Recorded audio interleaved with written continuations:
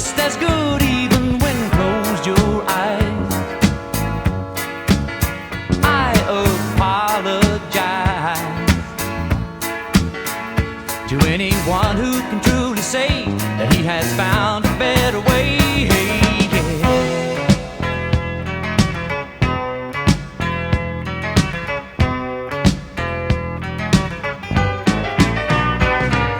Southern skies, have you ever noticed southern skies? Hey everyone, welcome back to another video. So I'm just hanging out here at the Bee and Barb,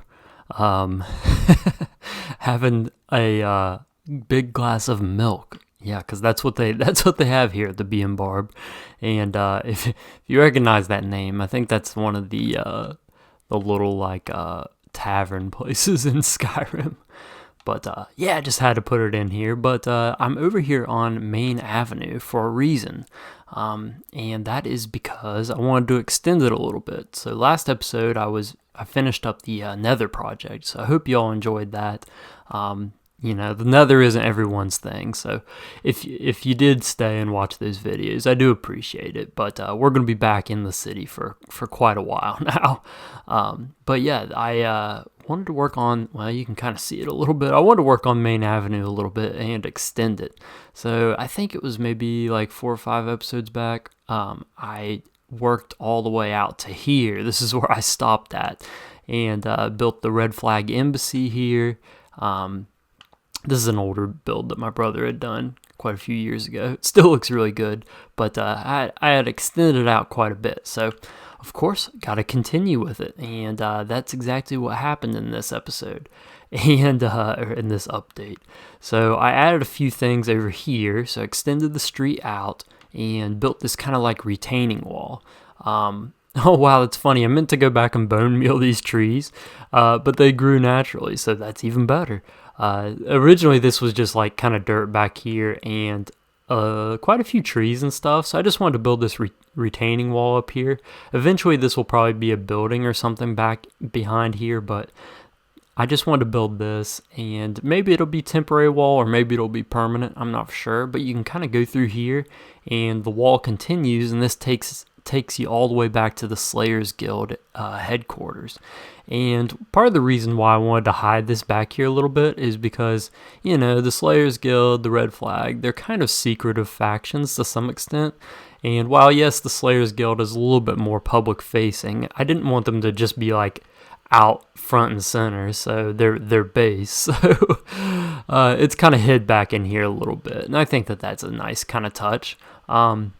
I had this little monument. We have one over here. Just have these kind of scattered throughout the city. They just add a little bit of color and different details to the area.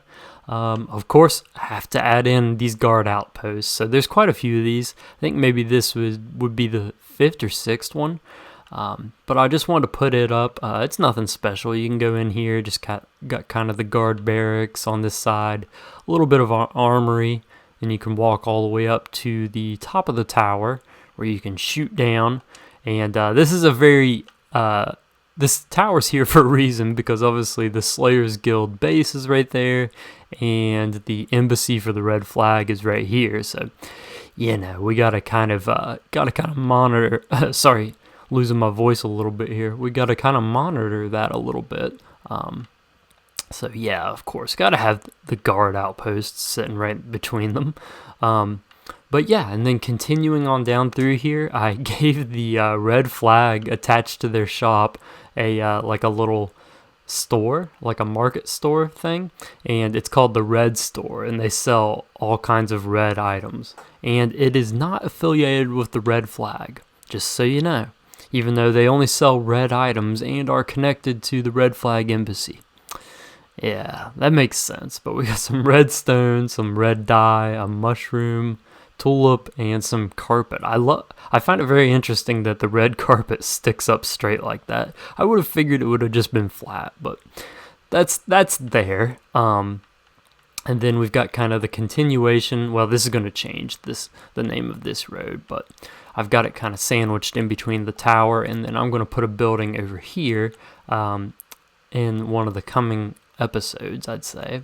But I also extended the main avenue all the way out to here, and we're almost all the way connected to the courthouse, and that's where Main Avenue is going to end. So not too many more buildings to add, but this is another building that I threw in here, and it looks really cool. It's got a diagonal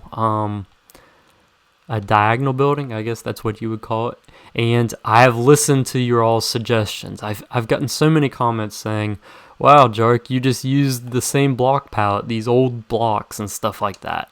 And that's by design. While yes, I do love the old blocks, the reason why I kind of have a similar palette throughout most of the builds is because this is a city and I want it to look sort of similar. And the idea is I want the bulk of the buildings to be the same sort of color palette but different design, but here sprinkled every now and then I want different blocks.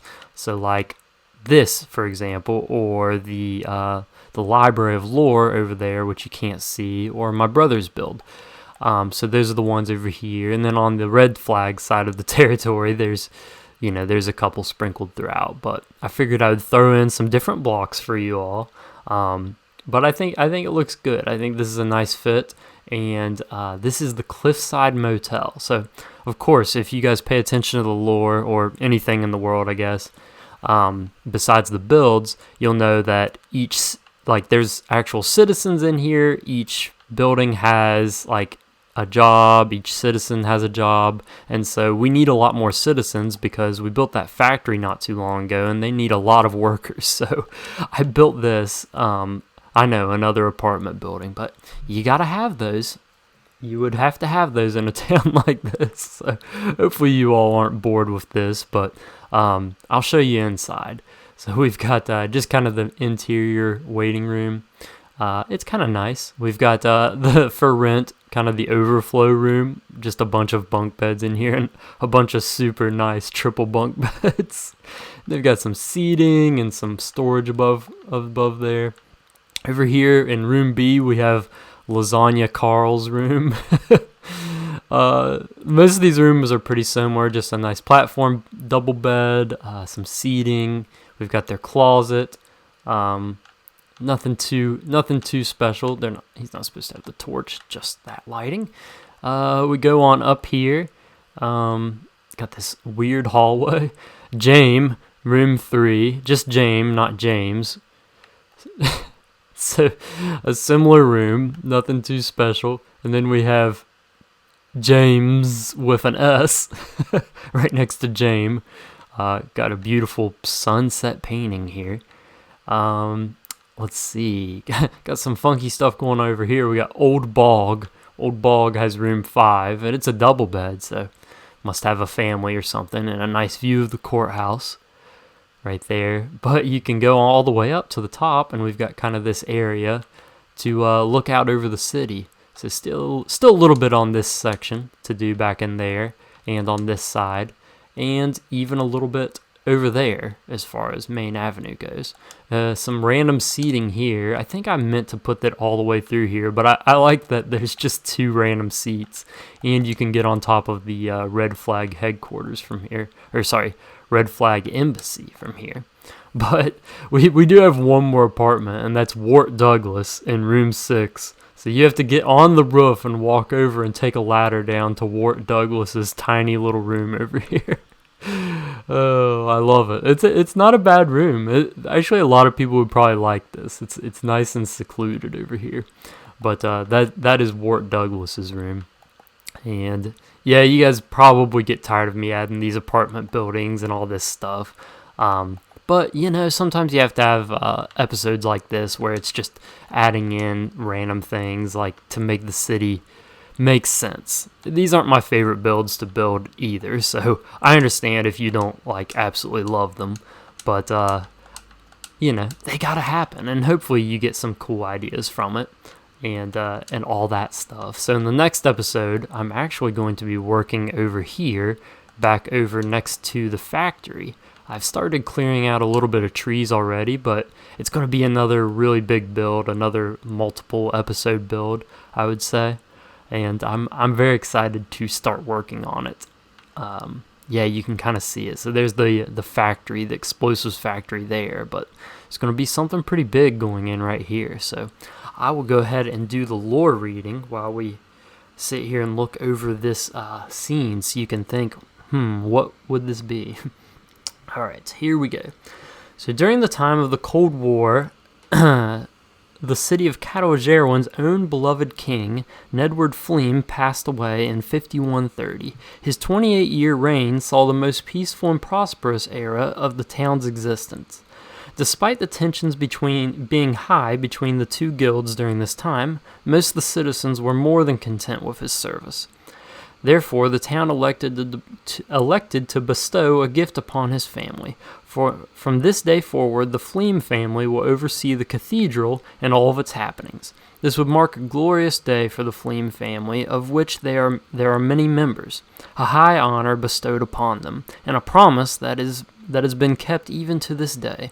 Also, to no surprise, this benefited the Red Flag, whose leader is one of the members of this highly regarded family. Though the Red Flag will pursue new leadership eventually, the Fleam family will always have a soft spot for the Red Flag and its endeavors, including their not-so-secret underground base. So there you go, a little bit of the story behind the cathedral ownership, and we still have two members of the Fleam family working in the cathedral right now. So yeah, I hope you all enjoyed this episode, and I hope you all are excited for what is to come starting over here. And yeah, if you enjoyed this, please leave a like and subscribe if you want to see more. And I guess I'll see you all in the next one.